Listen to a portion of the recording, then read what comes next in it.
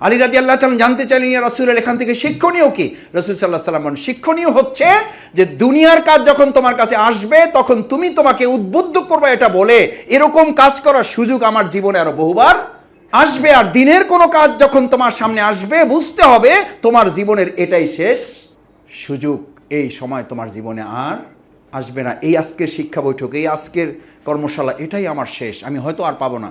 আলহামদুলিল্লাহ, সালাতু ওয়াসসালামু আলা রাসূলিল্লাহ ওয়া আলা আলিহি ওয়া সাহবিহি আজমাইন।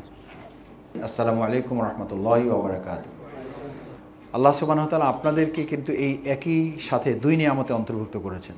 আল্লাহ আপনাদেরকে সম্মানও দিয়েছেন, আল্লাহ আপনাদেরকে হালাল বরকতপূর্ণ রিজিকও দিয়েছেন। এই জন্য আমরা একবার অন্তঃস্থল থেকে আল্লাহর দরবারে শুকরিয়া আদায় করি, আলহামদুলিল্লাহ।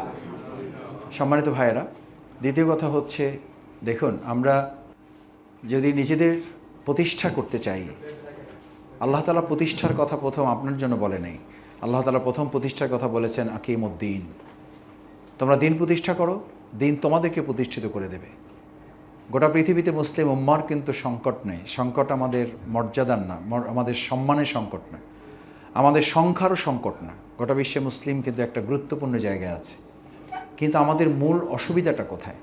অসুবিধাটা হলো গোটা মুসলিম আলাদা আলাদাভাবে, বিচ্ছিন্নভাবে সে তার মতো করে প্রতিষ্ঠা হতে চাচ্ছে।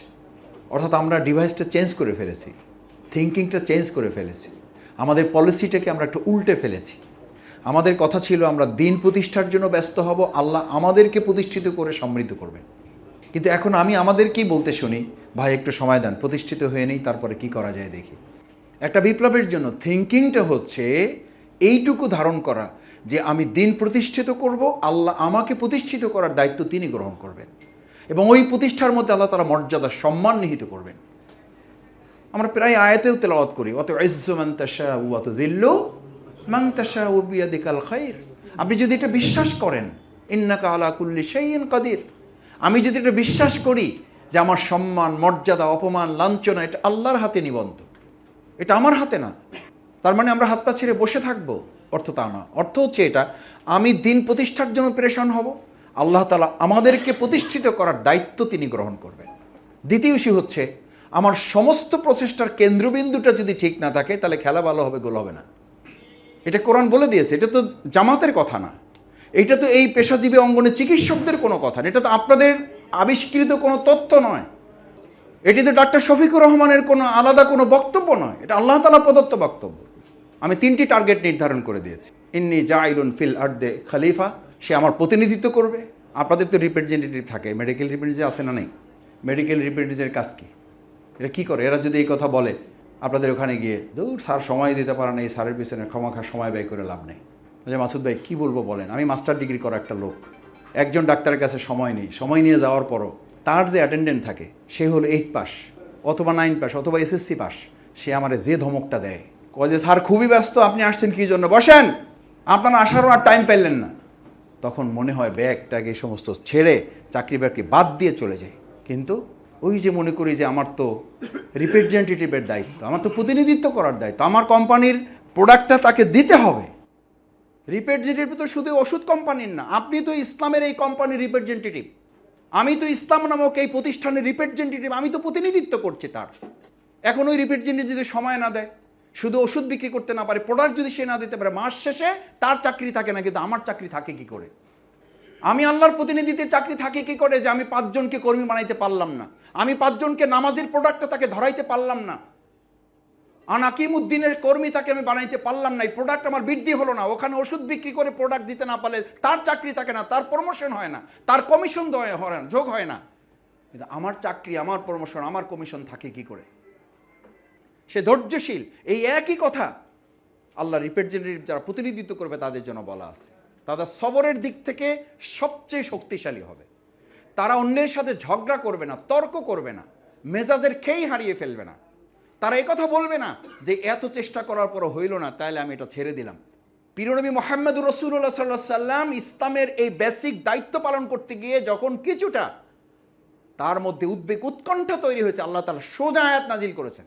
আমি অনেক সময় বলি, আমাদের তো একটু কড়া কথা আলোচনা হইলে বলেন যে এই যে আমরা যে ডাক্তাররা সামনে বসে আছি, এইটাও আপনারা একটু হিসাব করেন না।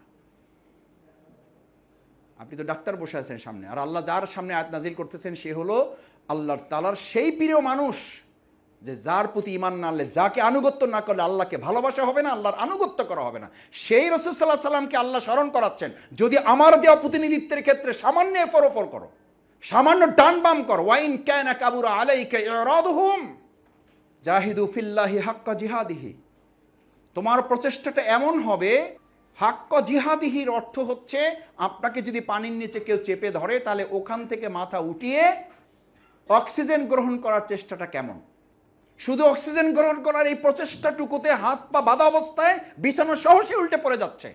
এই দৃশ্য দেখে আমার তো কিছুই হলো না, আমি তো স্বাভাবিক অক্সিজেন গ্রহণ করতে পারছি, আমার হাতও বাঁধতে হয় নাই, আমার পাও বাঁধতে হয় নাই, আমি বিছানা নিয়ে উল্টেও পড়ে যেতে হচ্ছে না। আপনার রিপোর্ট রাখার প্রচেষ্টাটা এমন হবে যে এটা রাখলে ঈমান থাকবে, এটা না রাখলে আমার ঈমান চলে যাবে।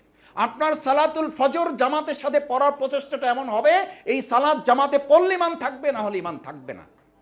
আপনার দাওয়াতি কাজের প্রচেষ্টাটা এমন হবে, আমি নামাজ জামাতে পড়লে ঈমান থাকবে, না হলে না থাকবে। আমি আল্লাহর জমিনে খরচ করলে অর্থ আমার খরচের পরিমাণটা বাড়বে না, বরং জমার পরিমাণটা বাড়বে। দুনিয়ার জন্য যা খরচ করেন এটা খরচ, আর যা আল্লাহর পথে দেওয়া হয় এইটাই শুধু কি, আল্লাহ তাআলা বলেছেন তোমার সবচেয়ে প্রিয় সম্পদ আল্লাহর জন্য ব্যয় করো, এটা হচ্ছে দলিল। আপনার সর্বোচ্চটুকু আপনি ইসলামের জন্য দিতে পারছেন, এটাই জমা। এটা স্ত্রীকে বলা উচিত, এটা সন্তানকে বলা উচিত যে আল্লাহর জন্য খরচ করা হয়। আল্লাহ সুবহানাহু ওয়া তাআলা কোরআনে যত জায়গায় প্রচেষ্টার কথা বলেছেন, লড়াইয়ের কথা বলেছেন, সংগ্রামের কথা বলেছেন, প্রত্যেক জায়গায় ওয়াতুজাহিদুনা ফি সাবিলিল্লাহি বিআনফুসিকুম ওয়া আমওয়ালিকুম, আগে জীবন তারপরে সম্পদ। যে আপনি সম্পদই দিতে পারেন না, আপনি জীবন দেওয়ার স্লোগান দিবেন, এটা নির্বুদ্ধিতা ছাড়া আর। সম্পদ দেওয়াটা হচ্ছে আপনার একটা রিহার্সাল, একটা প্র্যাকটিস। আপনি সম্পদ দিতে পারেন, আল্লাহর কাছে এটা গ্রহণযোগ্য হবে যে আপনি প্রয়োজনে জীবনও দিতে পারবেন। সম্পদই দিতে পারলাম না, জীবন দেওয়ার সেটা হইতে পারে, জীবন এর আগেও বহুবার দিয়েছি, প্রয়োজন আরও দিব, প্রয়োজনে লোক পাঠাবো, কিন্তু নিজে যাব না। তাদের কথা তো আলাদা, সেই থিওরি তো আলাদা, আমরা তো সেই থিওরির লোক না। আমাদের স্বাস্থ্য সেবায় যারা আপনারা কাজ করছেন, আলহামদুলিল্লাহ, এটি সাদাকায়ে জারিয়ার এক বিরাট অংশ। দিন কায়েমের জন্য এটা একটা বিরাট প্ল্যাটফর্ম। আপনি 24 ঘন্টা ঘুম এবং আপনার ব্যক্তিগত কিছু কাজ বাদ দিয়ে পুরো সময়টাকে দিনের জন্য আপনি কাজে লাগাতে পারেন। যে আল্লাহ তাআলা আপনাকে পৃথিবীর সেরা নেয়ামত দিয়েছেন সময়। একজন মানুষ পৃথিবী থেকে, আপনাদের সায়েন্সের ভাষায় বলেন, একজন মানুষ পৃথিবী থেকে কখন চলে যায়? বাড়ির অভাবে, টাকার অভাবে, গাড়ির অভাবে, থাকার অভাবে, চিকিৎসার অভাবে, কিসের অভাবে? তার কি নাই আসলে? সময় নাই। সময় নাই। আপনারা বলেন হার্ট অ্যাটাক করে মারা গেছে, আর ইসলাম বলতে বলেছে মারা যাওয়ার কারণে হার্ট অ্যাটাক করানোর মারা যায় না, আসলে মারা যাওয়ার সিদ্ধান্ত হয়েছে, এই জন্য তার হার্ট অ্যাটাক করেছে। নাহলে মুসা আলাইহিস সালাম, দাউদ আলাইহিস সালাম কেন মারা যাওয়ার জন্য তাদেরকে এত কিছু কৌশল করতে হলো? আজরাইল গিয়ে তো তার কাছে বলছে যে আমি আসছি আপনার মৃত্যুবরণ করার জন্য, এক থাপ্পড়ে ওর গাল ফাটাই দিছে। ফাইজলামি পাইছে, তুমি আমার ইয়ার জন্য, জান কবজ করার জন্য আসছে, তোমার কে সাহস দিছে? ও বেচার একটু ভুল করছে যে সে কার পক্ষ থেকে আসছে এটা বলে নাই। কার পক্ষ থেকে? আল্লাহর পক্ষ থেকে আসছে, এই কথাটুকু বলতে সে ভুল হয়ে গেছে। বলছে যে আমি জান কবজ করার জন্য আসছি। আল্লাহর কাছে গিয়ে হাজির, আল্লাহ কার কাছে পাঠাইছে? বলছে কার কাছে? বলছে যে গেছিলাম আপনার নবী মুসার কাছে। বলছে কি বলছে গিয়া? বলছি যে আমি জান কবজ করতে আসছি। বলছে তুমি তো ভুলই করছো, তার কাছে বলতে হইতো যে আমি কার পক্ষ থেকে আসছি? আল্লাহর পক্ষ থেকে। এবার আমার কথা গিয়ে বলো যে আমি আল্লাহর পক্ষ থেকে আপনার জান কবজ করার জন্য। এবার সে বলছে যে আচ্ছা বসো। আপনার কাছে কি এরকম বলে কই আসবে? আমার কাছে বলে কই আসবে? আসবে না। তাহলে আমার করণীয়টা কি? করণীয়টা হচ্ছে যে এই শেষ কথাটা বলার জন্য এই প্রসঙ্গটুকু তুলেছি। ভাইয়েরা, আমরা অনেক সময় বলি ভাই একটু সময় দেন, ভাই চেষ্টা করতেছি, ভাই আপনি সালাতুল মাগরিবের পরে এশা পড়তে পারবেন, এই গ্যারান্টি কার কাছে, কার কার কাছে আছে?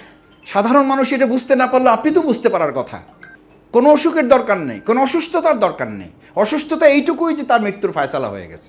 সালাতুল মাগরিব দাঁড়াবেন এই পেরেশানি নিয়ে যে রাসূল সাল্লাল্লাহু আলাইহি সাল্লাম বলছেন, ইয়া রাসূলুল্লাহ আমার সালাতুল মাগরিব, সালাতুল জোহর, সালাতের মধ্যে আমার মনোযোগ আসে না। রাসূল সাল্লাল্লাহু আলাইহি সাল্লাম বললেন সালাতের মধ্যে এই পেরেশানি রাখবা, আমামা রব্বাহু, তুমি রবের সামনে দাঁড়িয়েছো, এই পেরেশানি রাখবা। অরা জাহরুল মালাকুল মাউত, তোমার পিছনে কে আছে?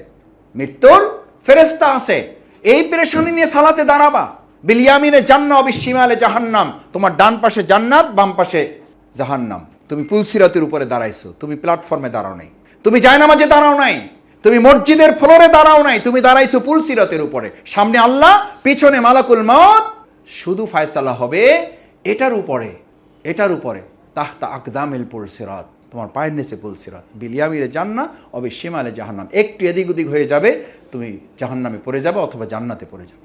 আলী রাদিয়াল্লাহু তাআলা জানতে চাইলেন, ইয়া রাসূলুল্লাহ, এখান থেকে শিক্ষণীয় কি?